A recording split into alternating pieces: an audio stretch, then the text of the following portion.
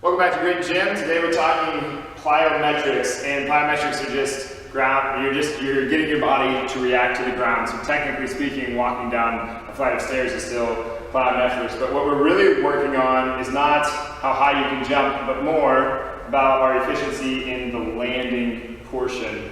And what we're doing is we're moseying on up to the first hurdle. Arms are up. We want to throw our arms down as hard as we can and sit back into our hips. So we're driving with our butt and hamstrings up and over the top of the hurdle. Landing soft. That was terrible.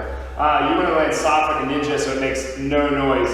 And the reaction is based on how high you jump. The higher you jump, the rate at which you jumped is the same as what you will land with. If you throw a ball up in the air, the way it felt when it caught, that is exactly how much force you threw it up in the air with gravity. Good little physics lesson there for the day. But we're gonna come to the next hurdle, arms up. A little bit softer, a little bit better. But what we're doing is we're learning how to land so that we are reducing injuries outside of the gym. If you slip on some ice and you have to catch yourself, do you have the ability to reduce or decelerate that speed or that velocity or that force in the amount of time so that with your muscles and not with your tendons and not with your ligaments before you fall flat on your face and tear something up? That's what we're trying to do while we go through plyometrics. Now, maybe a hurdle is not appropriate for you because you're not going to be able to jump over a 6-inch hurdle. No big deal.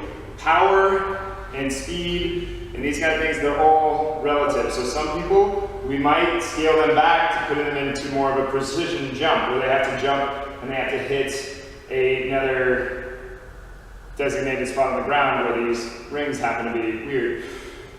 Same thing, landing nice and soft. We're just learning how to land. Past that, maybe we're actually even just getting into a hold. Hold. You're just reacting to the ground.